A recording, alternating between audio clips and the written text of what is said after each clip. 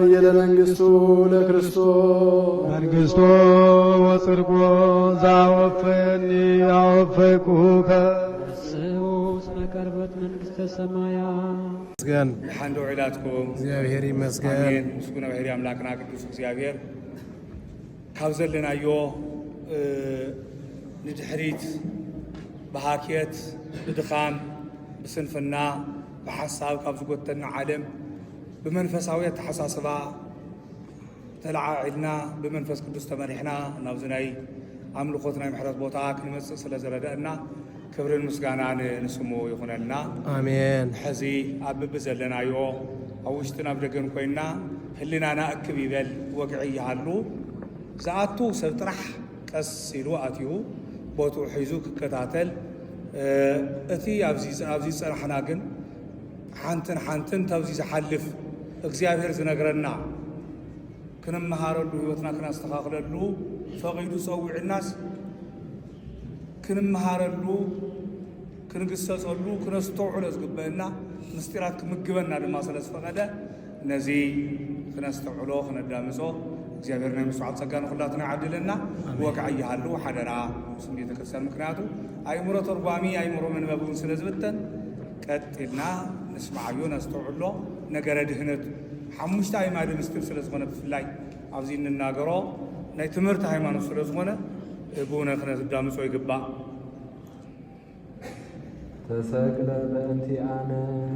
ተሰቅለ በእንቲአነ ከም ሽፍታ ዓሚፁ በዲሉ ከም ሰማይታት ክብሪ ደልዩ ዝተሰቐለ ዘይኮነ ምእንታና ንዓና ኢሉ ተሰቐለ። ወበመስቀሉ ኮነ ሕይወትነ ጽንዕነ ቤዛነ ብመስቀሉ ጽንዕና ሕይወትና ተገበረልና። ሓደ እውን ሕይወትና ጽንዕና ብመስቀሉ ተገበረልና። ዘውእቱ ምስጢር ህቡእ ፍስሓ ዘኢትየዳ ዘቦቱ እዚ እውን ንዘለዓለም ዘይሃልቅ ተሓጓስ ዘለዎ ሕቡእ ናይ ነገር ናይ መስቀል ነገር ሕቡእ ምስጢር እዩ። ስጋ እንትስቀል እንትግረፍ እንትሽንከር መለኮት ኣብዚ በፂሑ እዚ ኮይኑ ኢሉ ምምርማር ልቢ ክምርምሮ ቃል ክናገሮ ኣይከኣልን እሞ ሕቡእ ኢልዎ። ኩሉ ነሰፍትወተ ሰብ ያርቅ እግዚአብሔር እየ ሰው ኩሉ ፍቓዳ ስጋዊ ፍቓዱ ካብ ሰውነቱ ያርሕቕ ስጋዊ ፍቓዱ ካብ እግዚአብሔር እንተዘይርሒቑ ካብ እግዚአብሔር ዝርከብ ክብሪ ክረክበ ይኽእልን እዩ። ሓደ እውን ናይ ሰብ ስጋዊ ፍቓዱ ካብ እግዚአብሔር ካርሕቆ ኣይኽእልን። እንተፀሓፉ እንተደጎሱ እንተሓረሱ እንተነገዱ ንምግበ ስጋ ተኣዚዙ እዩ እሞ ሺያሃ እንዘ ትጸውር ወትረ ዛይእቲ ስብሃት ፍቅርም እግዚአብሔር ኢታስየስ ዘወትር ናይ መስቀል ነገር ትሓስብ እንተኾይንካ ካብ እግዚአብሔር ሓድነት ዘይትፈሊ ናይ ክብሪ እዚኣ እያ። ወበእላ ከናፍር ጾታ ነሽር ኢትካሃ ጥንቁቀ ብዓጽቢ ብጅማት ብስጋ ብደም ብዝተዋደዳ ብዘን ከናፍር እዚአን ናይ ሓሙሽተ ኣእማደ ምስጢር ነገሩ ስልቱ ጠንቂካ ምንጋር ኣይከኣልን። ዘምትካት ህቡአ ኮነ ዘምትካት 5500 ዘመን ተሰዊሩ ዝነበረ ናይ መስቀል ነገር ምስጢረ ኮነ ለምእመናን ሕዚ ግን ናይ መስቀል ምስጢር ንምእመናን ዝተገለጸ ኮነ። አኮ ከመይትረአያ አላ ከመይትሃለ ብዓይኒ ስጋ ክረአይ ዘይኮነ ብዓይኒ ህሊና ክሕሰብ እዩ እምበር ውእቱ ዝንቱ መስቀል ወቦቱ መስቀል ሃይልነ መስቀል ጽንዕነ መስቀል ቤዛነ መስቀል መድኃኒተ ነፍስነ አይሁድ ድህዱ ድህነሰ አመነ ወላ አመነ በኃይለ መስቀሉ ድህነ ኢልና እንምከሐሉ መስቀል እዚ እዩ።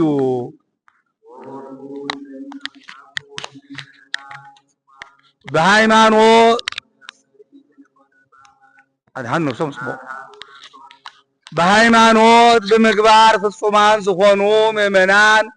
ዝረአይ ካብ ዘይኮነ እፄሁ ዘይነውም እሳቱ ዘይጠፍእ ተባሂሉ ካብ ዝተነገረሉ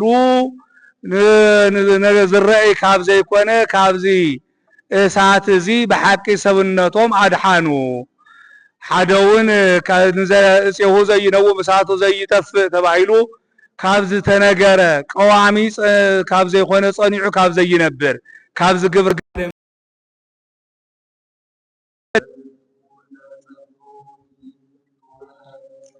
بمقبار بهايمانوت تصنعكم التنبرو مؤمنان هتو رأسكم صونتكم مرمرو عفاوي قبري كابز سمع كاب عفاوي سئزنكم كاب خفو نقر كاب مسمع خلكلو بعفاوي قبري بمرعاي عفاوي حتى كابز كاب مسرح عينتكم كلكلو ናይ ኢየሱስ ክርስቶስ ፍቃዱ ሕገ ወንጌል ክትፈልጡ ምንታን አጽሙ እንተማረኹ ንሞት ለመከራ እዩ እሱ ግን ህይወት እዩሞ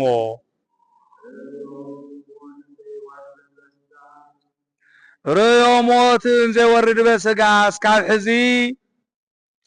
ዝሰምዑ ዝረአዩ ዝፈለጡ ዝነበሩ ነይሮም እቶም ዝሰምዑ ንዘይሰምዑ ዝፈለጡ ንዘይፈለጡ ዝረአዩ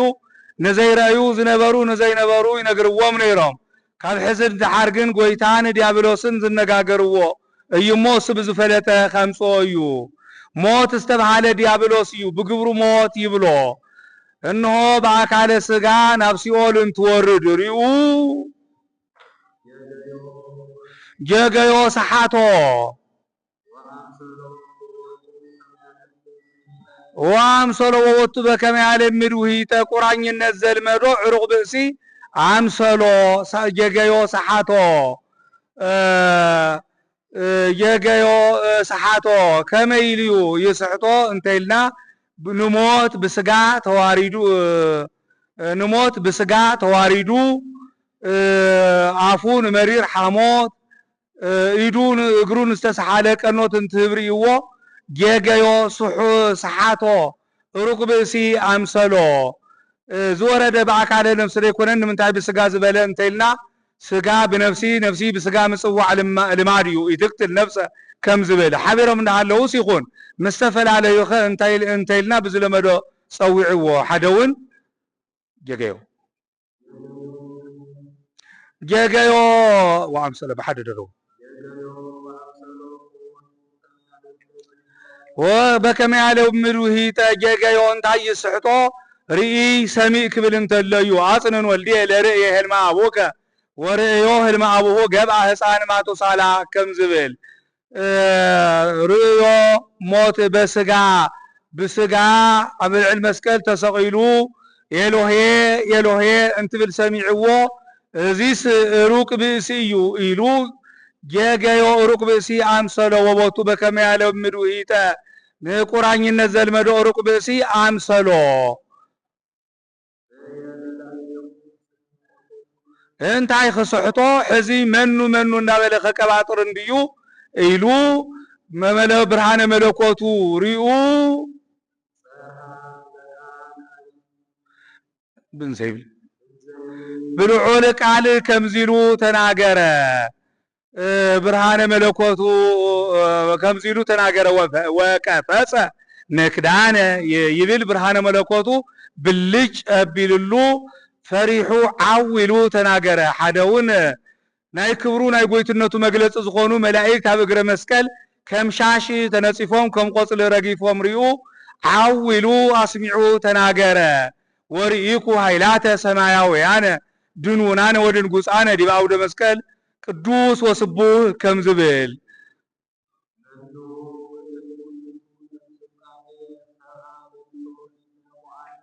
حمشت ميتن زمان بعيت تحيزو زنبر سقا تواهدون عايز سحرن منيو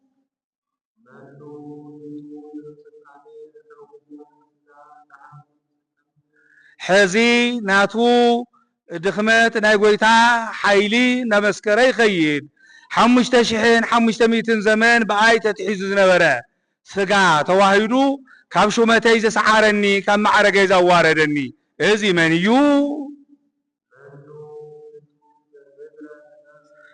سجاز توحد زمنيو أدام مريت أنت وتجب وسط مريت كم زبل حرون بكفالية اسمه مدر أنت سلا زبل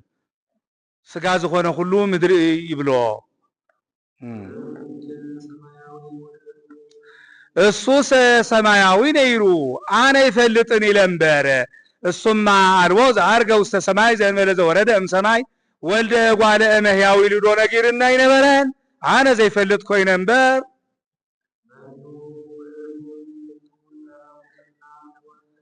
ممات مفراس مبسباس بزلوا بحيري السقا زيت ولد زمنيو السوس مطفعات يبولونا يلوطن انا زي فلت خوين انبر الصما اسمع انا املاك زيت يلط لمير مبوز عقبه قالي يطمولو موت يلو دنگيرنا ينبرن انا زي فلت خوين انبر يبل ديابلوس يخمز يزول زلو كابناتي حق فولي زخونه زمنيو ديابلوس انت حق اللومو كم زي زباله انت لنا قويتا سرحوو زبالو السو اي تسرحوو قويتا اي تسرحوو زبالو السو سرحوو سلا زبليو زنكير بالا بزنكير زباله بمنتاي فليت يو انت لنا قراني انت ترف ريو كاباي ناماره خزوسد ازي منيو زمزي ايلو بكفيل تناغيرو مملكيانه طاقوت كابسيول ايوصن يوم وحدغوم ودكويان وستتو كلنام سلا ملائكتيو اسكا لتدين كم زبل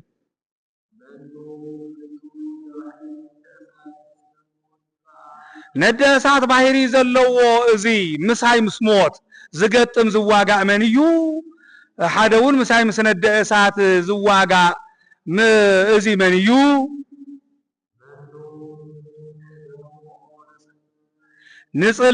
نصلمات بغبرو موت صلمت يبال نعين نصلمات زشنفو ازي منيو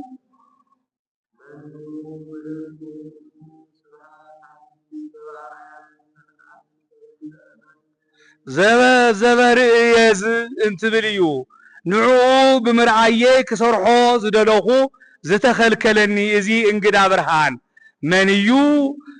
سلا السوس برهان باهريو سلا سقا انقدنت ينبر كما يتعامل املاك حديث بتسبيتو كم زبل حدون زتكلعني غبير زتكلعني غبيروتو زفقد يبل ابز برهان زي ابز باهري زي كسرحو زدلوخو كسرحو زفتو ነገር زخلكلني ازي انقدا برهان منيو حاتيات انت يسرح زموت ازي منيو بهاليو كم زي سرح انت رد ويمص ملعقو لزنتو عالم ويركب الايليه ويمنتني بلا بنبيون كم زي سرح انت رد نبي اسمه يقبر حاتياته ويتركبه حست واستعفه يبل بنبيون كم زي بقبر بنبيب كم زي سرح انت رد نبي اسمه يقبر حاتياته ويتركبه حست واستعفه بلا بقبير كم زي سرحه انت رد منو منيكم زي زلفني بانت هاتيات يبل كاب كلون العلي ناي صلاي مسكرنت زتامنيو اسمه سمع اصر امون وقتو كم زبل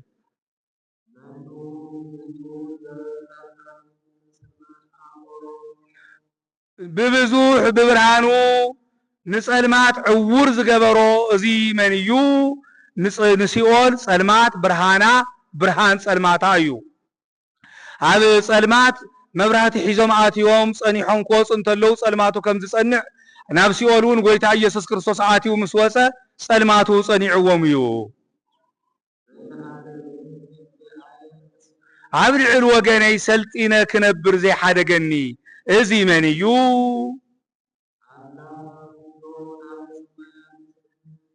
كيلو توباني الله يسهب نفسات اللي توباني لهذا السمايات إلو يقنعو اتنز توباني نفسات بخبري بقبري نابل علينا بسماي يوسد مبر عبل الوغاني كسلطن زي قدفني ازي منيو انا زي فلت كوين مبر السوس እምከመ ተለዓልኩ እምድር እስብ ኩሎ ሀቤየ ኢሉ ነጊርኑ ነይሩ አነ ዘይፈልጥ ኮይነ እየንበር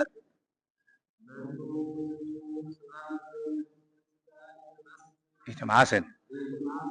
ስጋ ከይትፈርስ ከይትብስብስ ከይትመውት ዝኽልክል እዚ ብርሃን ባሕሪ መን እዩ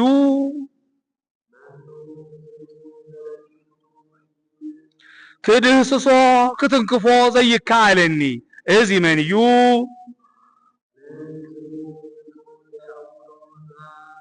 ምንትኑ ብርሃን ዝኸበቦ እዚ እንታይ እዩ እዚ መን እዩ ዘይተአተት ሓደ ጊዜ ተዋሂቡ ዘይኽላ ሓዲሩ ዘይፍለይ ብርሃን ባሕሪ ዝኸበቦ እዚ መን እዩ ናይ ጎይታ ተዋሂዶ ናይ ባሕሪ እምበር ናይ ጸጋ ናይ ኩነት እምበር ናይ ህድረት ኣይኮነን እሞ ሓዲሩ ዘይፍለይ ተዋሂቡ ዘይኽላ ብርሃን ባሕሪ እዚ መን እዩ እስመ ዘብእለ እምዘአልቦ ይነዲ ወዘተውህበኒ ይሳር ወዘተረብሃኒ ይትሃጎል ከም ዝብል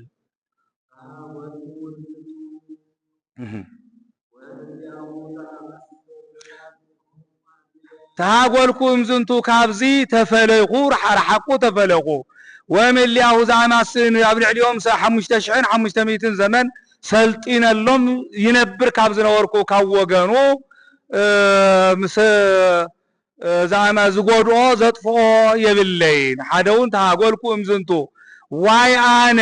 ዘይንካነኽየ ጠፋኹ ተበለልኹ በለ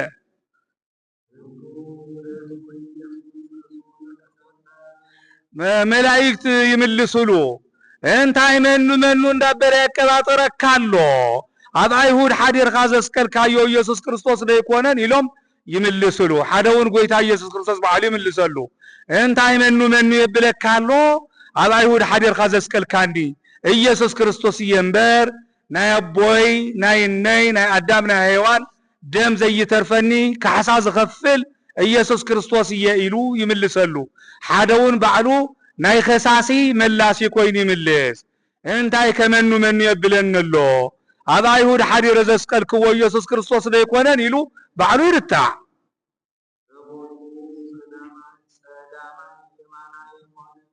ዘወቱ ጸጋማ የማና የኮነ በጸጋም ዝነበረ አዳም በየማን ኮነ ሓደውን ድኹም ዝነበረ ስጋ ሓያል መለኮት ኮነ ትሑት ኣብቲ ኣብ ሲኦል ዝነበረ አዳም ናብ ገነት ወፀ ሓደውን ትሑት ዝነበረ ስጋ ልዑል መለኮት ኮነ ዳሕራዋይ ስጋ ቀዳማዊ መለኮት ቀዳማዊ አምላክ ተባሃለ ወንኡስ ከመዝ ዓብይ ዝብል ኣብነት ይርከብ ከምዚ ትርጉም ኣብዚ ጽንሐና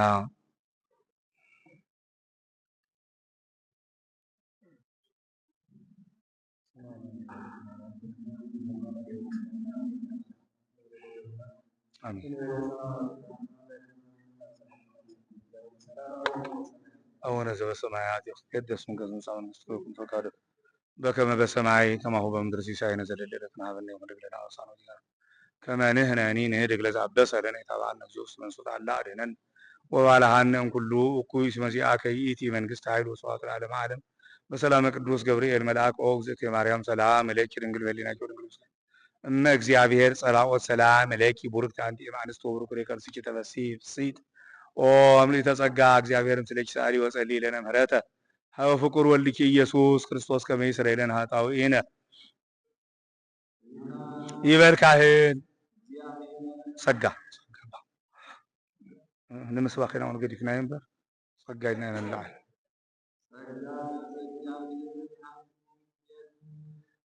ሀብተ ወልድና ስመ ክርስትና ሀብተ ወልድና ህይወተ ልቡና ገቢረ ተአምራት ወመንክራት ስርየተ ኃጢአት ተስፋ መንግስተ ሰማያት ሃዩ ከመ መላእክት ይገበረልኩም ይበሉ ህዝብ ከም ቃልካ ይገበረልና ይበሉ ሓደውን ምሳኻ ከማኻ ይገበረልና ይበሉ ሓደውን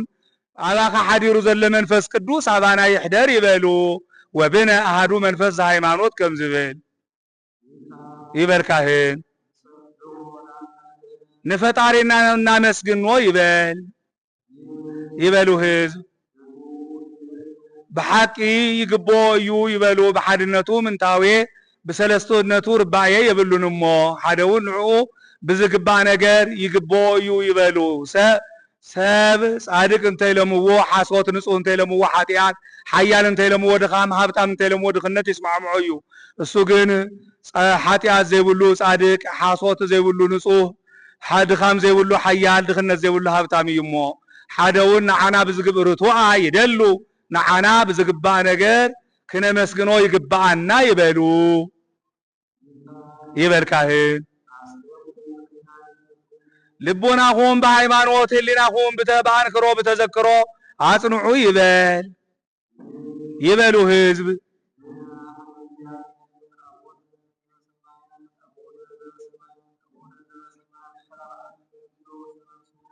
ልቡናና በሃይማኖት ህሊናና በአንክሮ በተዘክሮ እንተ ጽኒዕና ካብ እግዚአብሔር ዋጋለና እዩ ናብ ክሕደት ናብ ንፋቄ ናብ መከራ ስጋ ናብ መከራ ነብሰይተ ተወና ይበሉ ይበልካህን ረቂቅ ብርሃን ዝፈጠርካልና ግዙፍ ብርሃን ዝሃብካልና አቦና እግዚአብሔር ንሰብ ኩሉ ኃይሊ እውቀት ዝኾንካ አቦና እግዚአብሔር ንሰብ ሁሉ ብረድኤት እትህውፅ አቦና እግዚአብሔር ሃወፀም ሰማይ ከም ዝብል ሓደውን ናይ ሰብ ልቦና እትምርምር ሃወፅከኒ ሌሊተ ወፈተንኮ ለልብየ ከም ዝብል ሓደውን ናይ ህዝብን አሕዛብን ስጋ ምስ ዓርስኻ ዘዋሃድካ ምንትኑ እጓለ እመሕያው ከመ ትሃውፆ ከም ዝብል ዓለመ ቅድመ ዓለም ዝነበርካ ብርሃን ባሕሪ አቦና እግዚአብሔር አብ ነዛ ዓለም እዚ ኣብ ብሸውዓተ ክፍሊ ዝወሰንካዮ ወሃተም ኩቺ በሰብዓቱ ማሂተም ከም ዝብል ሓደውን ነዛ ዓለም እዚ እትሕልፎ ህትም ገጸ ከዋክብት ህትም ወይ ተጽሓፍ ከም ዝብል ወይ ሃትም ገጸ ከዋክብት ከም ዝብል ሓደውን ነዛ ዓለም እዚ ብሕልፈት ሳጽን እትስውሮ ህትም ወይ ተጽሓፍ ከም ዝብል ሓደውን ናይ ሰብ ስጋ ናይ ባሕሪ አምላክ ዝገበርካዮ እስመለ ዝሰ እግዚአብሔር አብ ሃተሞ ወለ ሃትሙ በማይተመ ወርቅ ማዕረግራ ወለ ሃትሙ ማይተመ ወርቅ ወለ ሃትሙ ማዕረግራ በማይተመ ወርቅ ከም ዝብል መራሒ ህይወት ሰብ መሪሕካ ናብ ህይወት መሪሕካ ናብ ሰብ እትብጽሕ ዘይሐልፍ ተድላ መንግስተ ሰማያት በመሃብ እትረብሕ እትጠቅም ሓደውን ተድላ መንግስተ ሰማያት በመሃብ እትረብሕ እትጠቅም ዝረብሕ ዝጠቅም ነገር እትህብ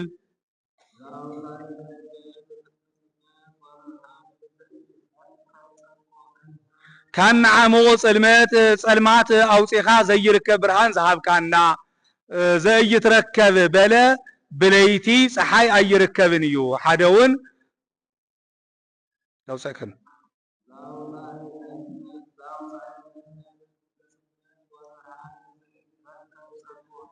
ካብ ድንቁርና አውፂኻ እውቀት ዝገለጽካልና ዘይትረከብ በለ በአብዳን ወገን እውቀት አይርከብን እዩ ሓደውን نقحنا ካብ ክሕደት አውፂኻ ሃይማኖት ዝገለጽካልና ዘይትረከብ በለ ብወገን መናፍቃን ሃይማኖት አይርከብን እዩ ሓደውን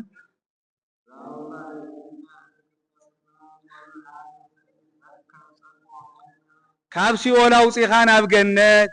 ካብ ገሃነም አውፂኻ መንግስተ ሰማያት ዘውረስካና ዘይትረከብ በለ ብወገን ሃጣን ምግባር ሃይማኖት አይርከብ ጽድቅ አይርከብን እዩ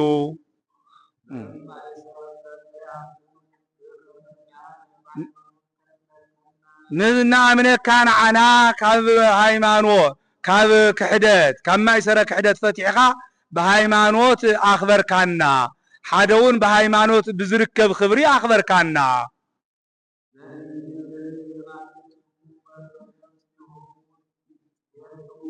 ዘይትርህቅ ዘትህየሉ ካብ ምእመናን ዘወትር ካብ መገልገልትኻ ካብ ቤተሰብኻ ዘይትፍለያ ምእመናን ሓዲርካዮም እትነብር ዝንቱ ፀሐይ ዘበእንቲያሁ ይቤ አሞኒዮስ ለዋስያ አምላክ ከመለ ቅዱሳን ቦሙ ጥሪት መዓልተ ወሌሊት አሃዱ ውእቱ መዓልተ ወሌሊት ከመዚያሆሙ ከም ዝብል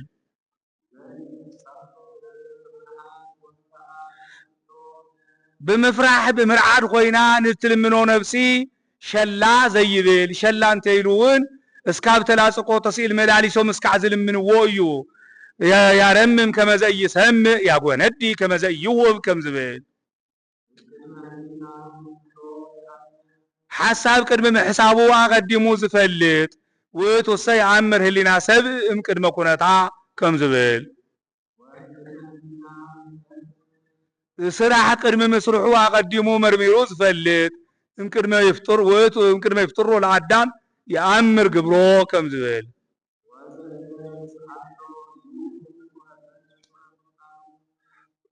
انتي لمنا يو أقدمو إن دوليو نجر زهبنا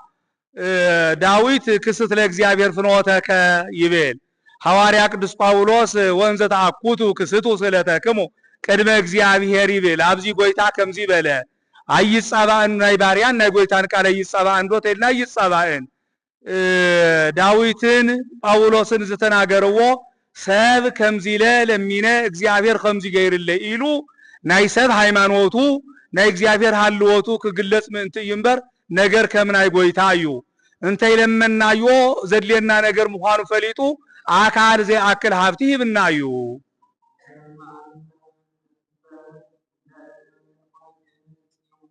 ከኸውን ድዩ አይኸውንን ክንረክብ ዲና ክንስእን ኢልና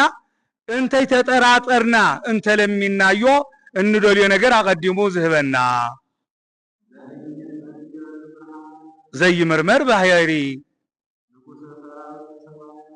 اب سلسته عالم سماي زلو ملائكت حد زمسكنوا لكان ملائكت زغروا له مسكانا زغبل سماء يسمعت معيليت وني بليو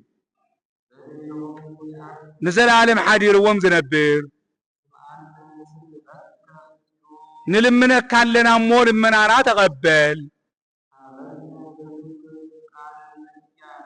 بهايمانوت ارممو صرعات زيبلو قال حبنا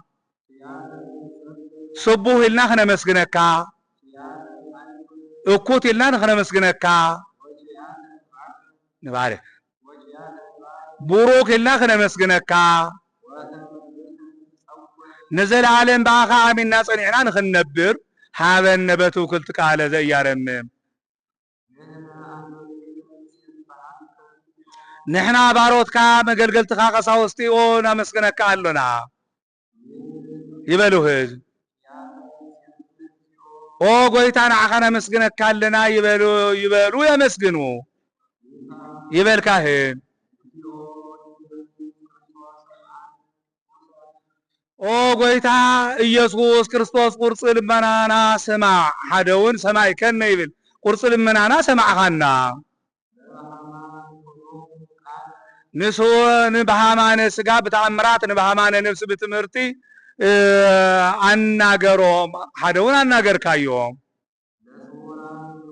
نسوران سجا بتعمرات نسوران نفس بتمرتي فوس كايوم حدون فوسهم حدون فوس كايوم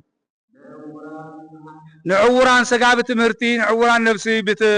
نعوران سجا بتعمرات نعوران نفس بتمرتي برهان خون كايو خونوم حدون برهان خون كايوم نحن كاسان سقابة مرتي نحن كاسان نفسي بتعمرات أغنعهم حدون أغنع خيوم لموس أنا سقابة عمرات لموس أنا نفسي بتمرتي أنصهم حدون أنصح خيوم بستفل عليه دوية بستفل عليه حمام تتحازو فوصهم حدون فوص خيوم نصوم معنا سقا بتعمرات نصوم معنا نفس بتمرت فوصهم حدون فوص كايوم نموت زلفو نسلماتون عساقيو موت سلمات استبعاله ديابلوس يو بقبرو نديابلوس زلف خايو عساق خايو ዘገብረ ብርሃነ ብርሃን ዝፈጠርካ ዘይትጠፍእ ፀሓይ ዘይትዓርብ ፀሓይ ዘይትጠፍእ ፋና ንዘለዓለም ኣብ ምእመናን ሓዲርካ እውቀት እትገልጸሎም ዘይትጠፍእ ፋና ዘይትዓርብ ፀሓይ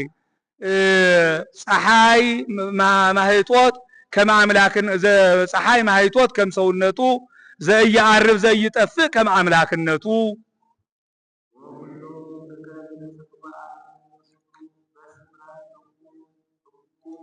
በስምረት እቁም ውሒዶም ይብዝሑ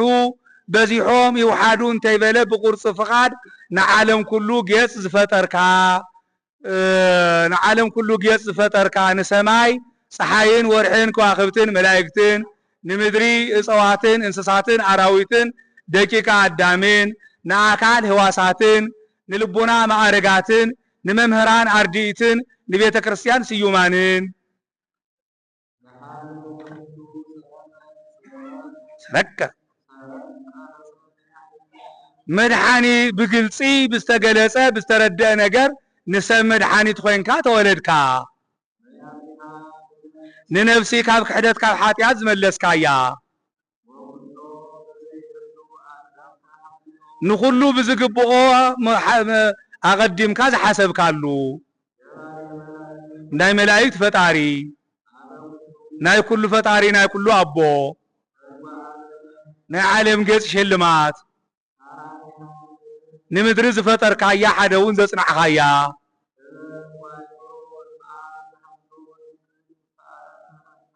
ዓለም እንተይ ተፈጠረ ምስ አብ ዝነበረ ጥበብ እውቀት ወልድ ናብ ዓለም እዚ ተለኣኸ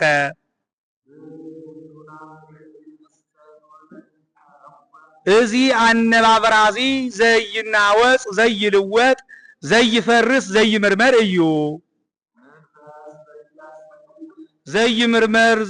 ዘይምርመር መንፈስ ዜናዊ ስቡህ አንተ እምቅድመ ይትወለድ አብርሃም ሃለውኩ አነ ኢልካ ዝተናገርካ ምስጉን መምህር ስኻ ኢኻ ወመንክር ስምዕከ እምቅድመ ስምዐ ቃላቲሁ ምስክርነትካ ዝተድንቅ እዩ እስመ ስምዐ ቃላቲሁ ምግባሩ ውእቱ ከም ዝብል እምቅድመ ይትወለድ አብርሃም ሃለውኩ አነ ዝበሎ ብስራሕ ንምግላጽ ኣብ ደረቕ ግንባር ዓይኒ ፈጢሩ እዩ ሓደውን ዜናዊ አነ ወአብ አሐዱ ንሕነ ኢልካ ዝተናገርካ ምስጉን መምህር ስኻ ኢኻ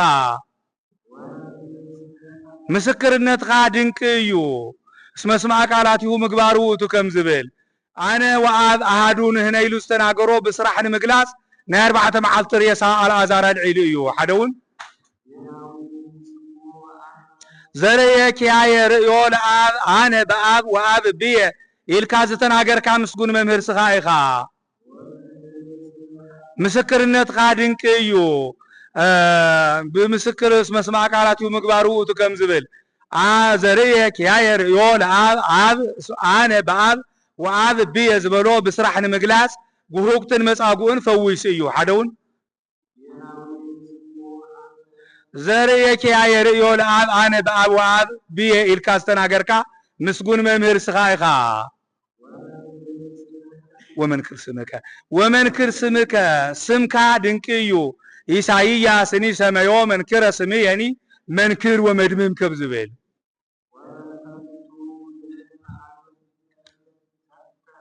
ስለዚ ንሕና ባሮትካ መገልገልትካ ቀሳውስትና መስግነካ ኣለና ይበሉ ህዝብ ንዓኻ ክነመስግን ኢና ይበሉ የመስግኑ ይበልካ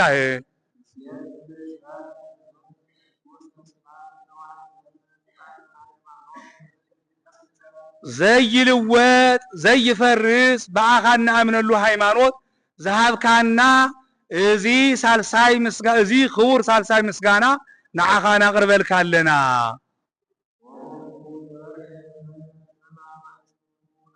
ናይ ሞት መእሰሪ ኃጢአት ክነጥፈሉ ንኽእል ስልጣን ስለ ዝሃብካና ናይ ካብ ናይ ሙሴ ስርዓትን ትፈልዩ ሙሴ ንእስራኤላውያን ናይ በጊዕ ናይ ጤል ናይ ከፍቲ ደም ሒዙ ናብ ቤተ እግዚአብሔር ያአቱ ዘንጽሖም ዝነጽሁሉ ደመጠሊ ዘንጽሖ ርስ ምድረ ርስ ዝነጽሁ እስራኤል ዘስጋ ነይሮም ንሕና ግን ባዕሉ መስዋዕት ኮይኑ እንነጽህላ መንግስተ ሰማያት እንነጽህሉ ማየገቦ ደመገቦ እንነጽህላ ምድረ ርስ እንነጽህ ንሕና እስራኤል ዘነፍስ ኢናሞ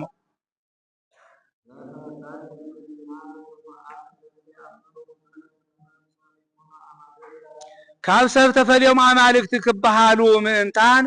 ንምእመናን ቁኑዓት መምህራን እትህብ ንስኻ ኢኻ ሓደውን ካብ ሰብ ተፈልዮም አማልክት ክበሃሉ ምእንታን ንመምህራን ቁኑዕ ልቦና ዝሃብካ ንስኻ ኢኻ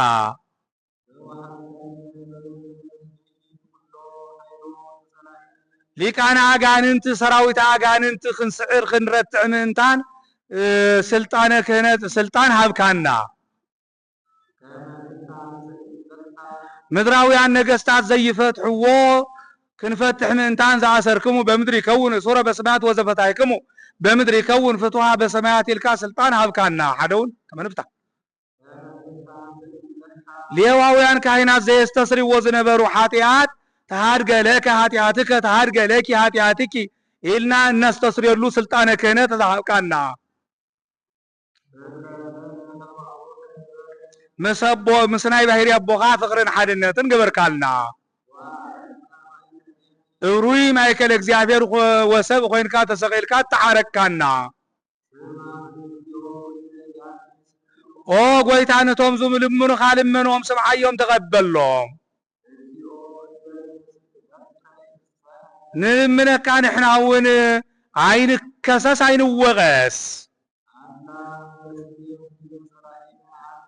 عبد العلصل عينا سلطنا ننبرنبر سكيتهم مدر الاماسيان كم زبل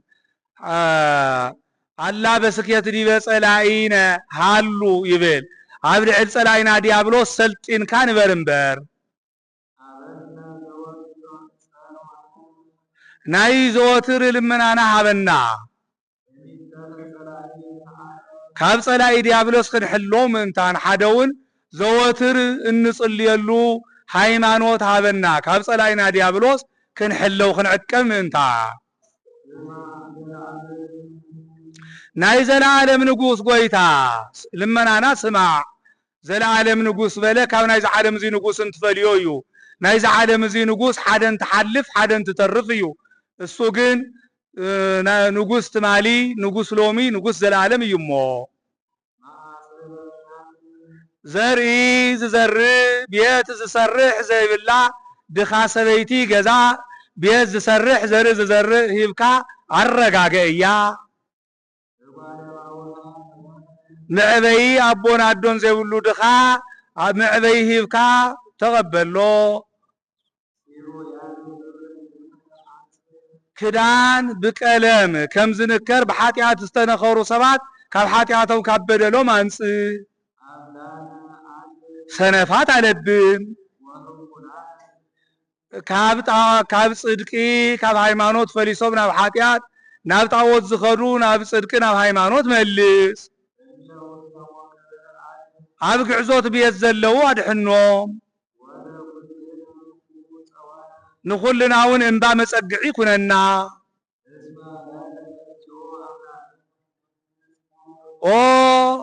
ክቡር ፈጣሪና ብሩኽ መንግስት ናትካ እዩሞ ናትካ ስለዝኾነ ይበሉ ህዝብ ብሓቂ መላሓሶት ይበሉ ጸጋኦት ምንም ለከ ለዓብዝ እየማስል